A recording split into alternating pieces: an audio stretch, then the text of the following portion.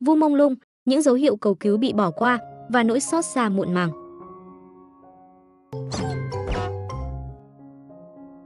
Làn sóng thương tiếc và đòi công lý cho Vu mông lung vẫn chưa hề lắng xuống.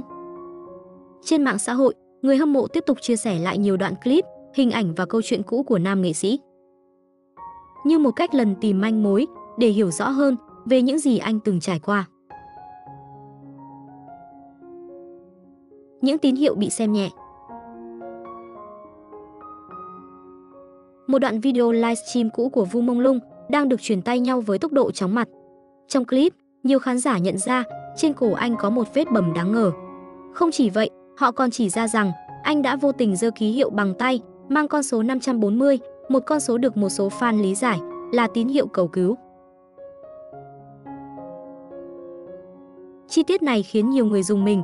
Liệu có phải ngay từ trước đây, Vu mông lung đã ngầm gửi đi tín hiệu kêu cứu mà không ai thật sự nhận ra? Những câu hỏi ấy cứ xoáy sâu vào lòng người hâm mộ, khiến nỗi đau thêm phần quặn thắt. Cư dân mạng để lại vô số bình luận, bày tỏ sự ân hận. Giá như mình biết đến anh ấy sớm hơn, quan tâm anh ấy nhiều hơn, có lẽ mọi chuyện đã khác. Nhiều người day dứt vì nghĩ rằng nếu Vu mông lung nhận được sự ủng hộ lớn lao từ cộng đồng fan, nếu anh được đẩy lên vị trí đỉnh lưu, anh có thể đã có nhiều lựa chọn hơn, nhiều sự bảo vệ hơn, thay vì kết cục bi thương như hôm nay. Câu nói ấy không chỉ là tiếc thương cho một nghệ sĩ, mà còn là sự trăn trở về cách ngành giải trí có thể nghiền nát những người yếu thế bên trong nó. Fan cũng nhớ lại những lần Vu mông lung xuất hiện trong livestream với thân hình gầy gò bất thường. Khi được hỏi, anh từng cười nói, hôm nay tôi chỉ ăn 3 quả cà chua thôi. Lúc đó, khán giả còn nghĩ anh đang nói đùa. Nhưng giờ đây, khi ghép nối với những sự thật đau lòng, câu nói tưởng như bông đùa ấy lại trở thành một mảnh ghép đáng sợ. Nó cho thấy sự thiếu thốn và khắc nghiệt mà anh đang phải chịu đựng. Không ít lời đồn cũng lan truyền rằng ngay cả những món đồ mẹ gửi cho anh cũng bị công ty quản lý chặn lại, không đến được tay anh. Nếu điều đó là sự thật, nó đồng nghĩa với việc Vu mông lung từng phải sống trong sự kiểm soát gần như tuyệt đối, tách rời khỏi cả tình thương từ gia đình.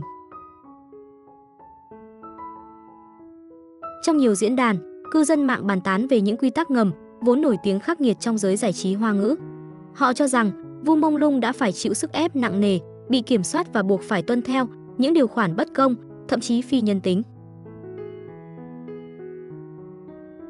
Cảm giác bị giam cầm trong ánh hào quang, bị quản lý chặt chẽ tới mức ngột ngạt, có thể đã khiến tâm lý của anh rơi vào bế tắc.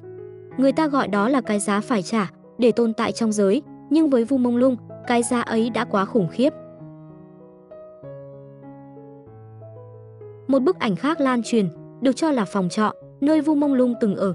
Căn phòng nhỏ hẹp, đồ đạc đơn sơ, quần áo không có tủ mà chỉ được cất trong những chiếc hộp cốt tông đặt ở góc phòng. Sự đối lập giữa hình ảnh một nghệ sĩ bước lên sân khấu với ánh đèn lộng lẫy và thực tế đời sống riêng tư giản đơn, thậm chí kham khổ, càng khiến nhiều người nhói lòng. Nỗi ám ảnh mang tên Giá Như.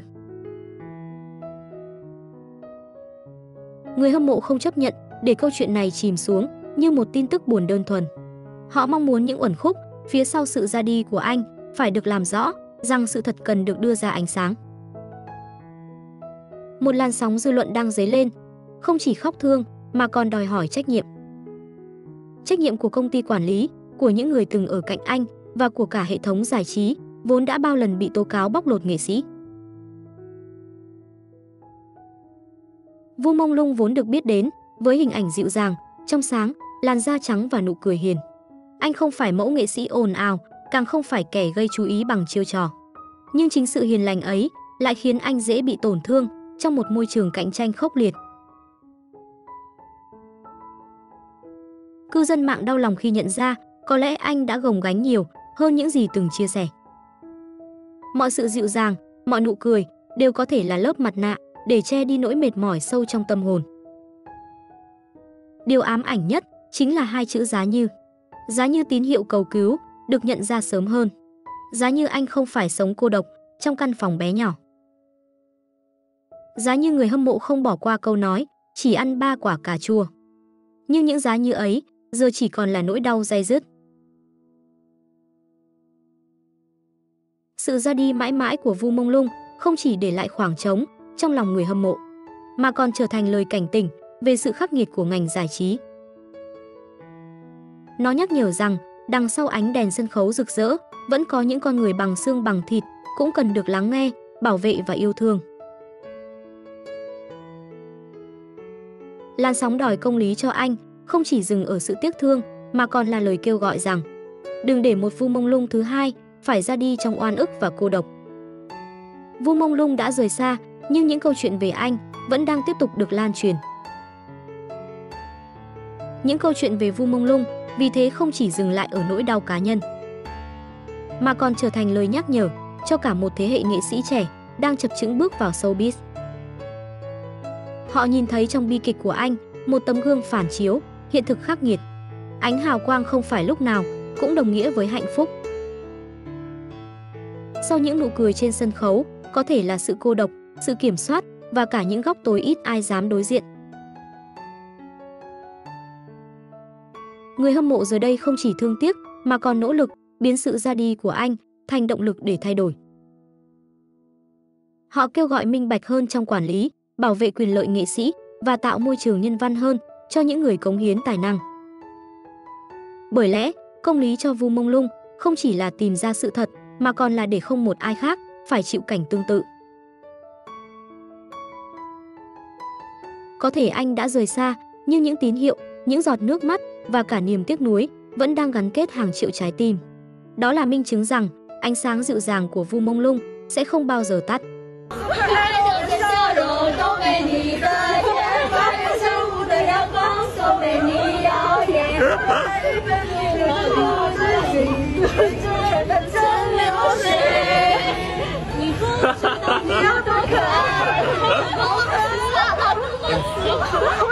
小心小心电梯，小心电梯头，谢谢谢谢谢谢谢谢。小心那个，小心哦，冒一次天啊！慢一点，小心小心。没事，谢谢。小心啊，小心。哦，谢谢谢谢，谢谢。好不好？我的梦是哪的？老师加油！谢谢。小心小心。你的生日我们可能在南京都不能给你过，对，就不能给你过。生日快乐！没事，我收到了，谢谢。生日快乐吗？谢谢谢谢。